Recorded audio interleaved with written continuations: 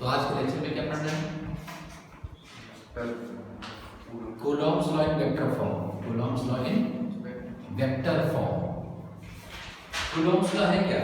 इससे हम लोग क्या निकालते हैं? इससे हम लोग निकालते हैं force of interaction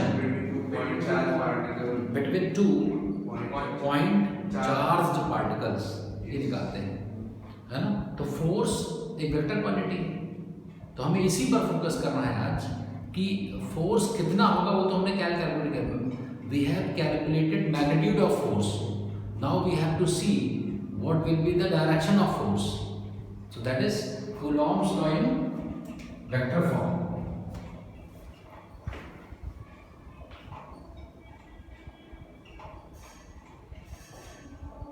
Coulomb's law in क्या vector form, very important for school purpose and for competitions. Vector form देखो, पहले बात मैंने लिखना करने का टाइम होगा। सो मान लेते हैं जैसे किसी भी वेक्टर को डिफाइन करने के लिए सबसे पहले तो एक रेफरेंस पॉइंट चाहिए। So that reference point is commonly known as origin. क्या मानते हैं? ओरिजिन। तो मान लेते हैं कि ये एक्स वाई जेड स्पेस है, ये एक्स एक्सिस है, ये वाई एक्सिस है, और ऊपर की तरफ क्या होगी? जेड एक्सिस, जिसको ऐसे दिखाया जाता है जेड एक्सिस। ये होता है।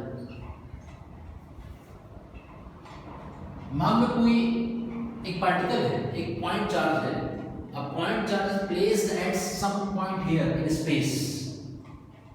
यहां पर कोई चार्ज पार्टिकल रखा हुआ है, तो उसके कोऑर्डिनेट्स क्या होंगे? कुछ x होगा, कुछ y होगा और कुछ z होगा।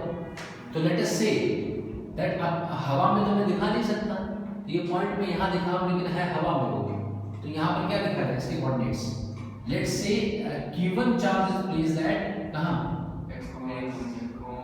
x1 y1 z1 and another charge is placed somewhere at this point. So let us say the coordinates of this points are, this point are x2 y2 and z2। तो यहाँ represent नहीं कर सकते, मैं यहाँ कर रहा हूँ, बाकी visualization है ना ये। So let's say charge is q2 and its coordinates are x2 y2 और z2। coordinates हो गए। तो ये बताओ कि what is the position vector of q1? What is position vector of q1? Let's say this as, अगर हम किसी भी पॉइंट को ना किसी पॉइंट को ओरिजिन से कनेक्ट करते हैं तो उससे क्या मिलता है? Position vector. r1 क्या है? Position vector of q1 with respect to origin को। ऐसे इधर अगर मैं कनेक्ट कर दूंगा इसको ऐसे, तो क्या मिलेगा? r2। ये क्या है? Position vector of q2 with respect to origin O, है ना। तो R1 R2 दो पोजीशन वेक्टर्स हैं। तो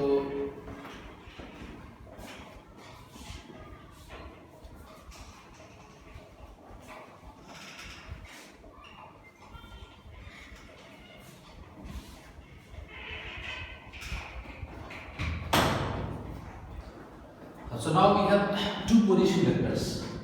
हमें फाइंड आउट क्या करना है? We have to find force on one due to two in vector form. This we have to find out. F12 से मैं क्या लिखता हूँ?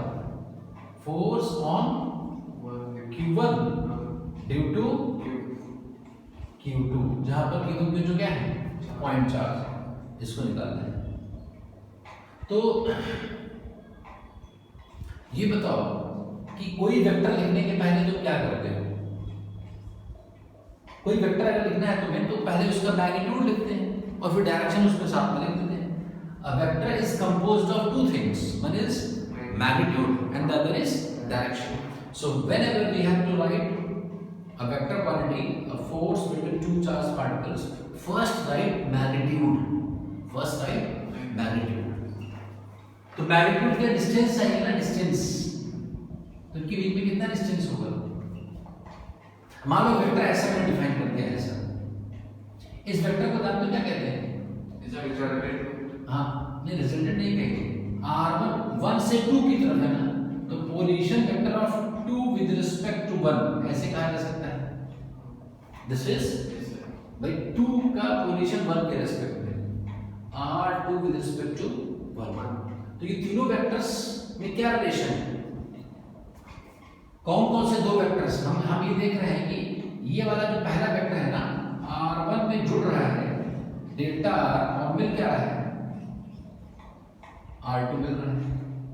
देखो इसके हेड पर इसका टेल रखा हुआ है ना, तो टेल और हेड जो टेल और हेड इकट्ठे होते हैं तो दोनों आपस में जुड़ रहे होते हैं।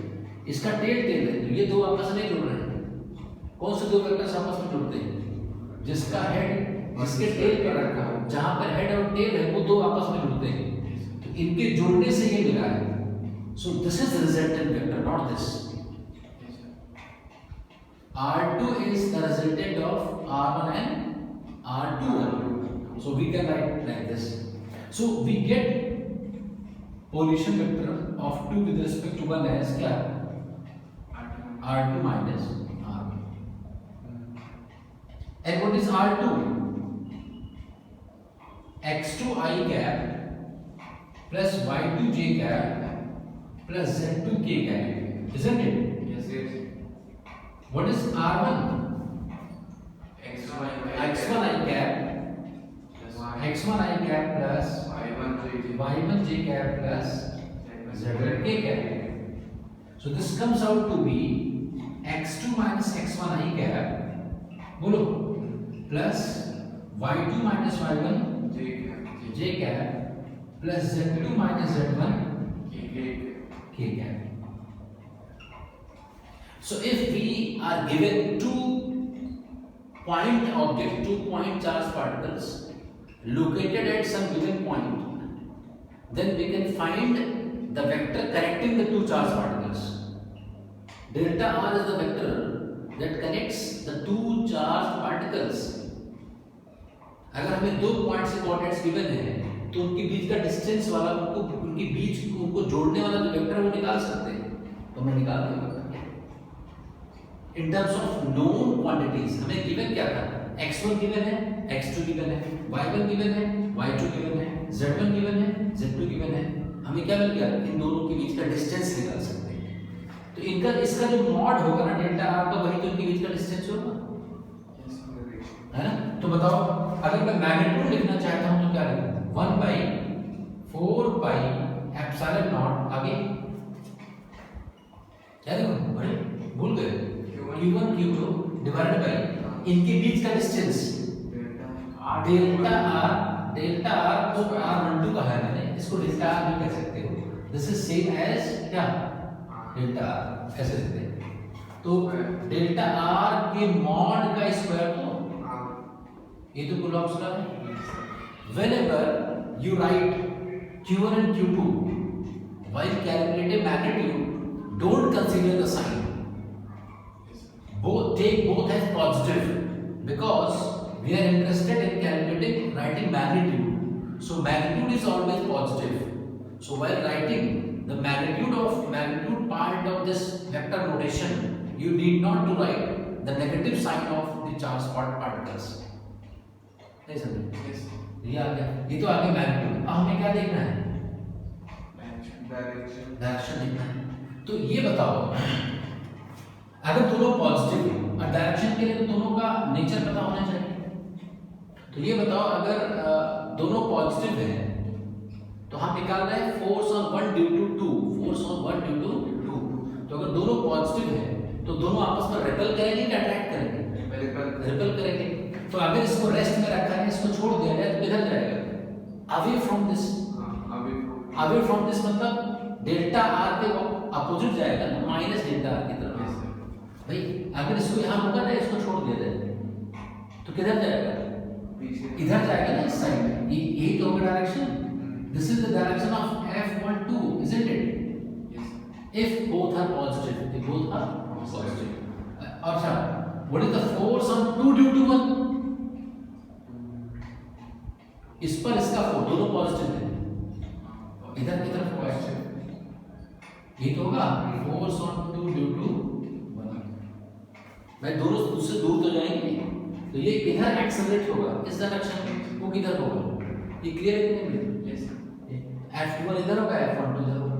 ये दोनों डायरेक्शंस जब हम नेगेटिव एक नेगेटिव होता है एक पॉजिटिव होता है तो फिर सोचते हैं, मैग्नीट्यूड में कुछ नहीं सोचना है, लेकिन जब डायरेक्शन निकालना है तो नेचर ध्यान में रखते हुए हमें सोचना है। अब जो ये जो डायरेक्शन है, इस डायरेक्शन को हमने कह दिया R, इसको मान लो मैंने कह दिया R12, क्या कह दिया R12 क्या है, इसकी डायरेक्शन को क्या मैंने कुछ भी कह देते हैं, तो R12 cap delta R cap के अपोजिट होगा ना, डेल्टा R वेक्टर के। तो मैं यहाँ क्या लिखूँ, यहाँ माइनस डेल्टा R जो वेक्टर है उसका कैप, यही तो है, समझो भाई, डेल्टा R इधर है और फोर्स उधर लग रहा है, ये डायरेक्शन है ना, ये डायरेक्शन हो गया और ये क्या हो गया, ये मैग्नीट्यूड हो गया, वेक्टर लिख दिया। तो अब इसको माइनस साइन आगे कर दें, -1/4 pi epsilon not Q1 Q2 by delta R के मॉड का स्क्वायर बोलो, और डेल्टा R क्या cap. But we know that cap is always vector divided by its mod, पता है कि नहीं है? ये हमें पहले से पता है। तो अगर मैं इसको यूज कर दूं, यहाँ डेल्टा R कैप यहाँ रख दूं, तब बताओ F12 क्या आ जाएगा, F12 क्या आ जाएगा, माइनस Q1 Q2 बाई बोलो 4 पाई एप्सिलॉन नॉट, क्या आ जाएगा, delta R vector divided by delta R vector का क्यूब।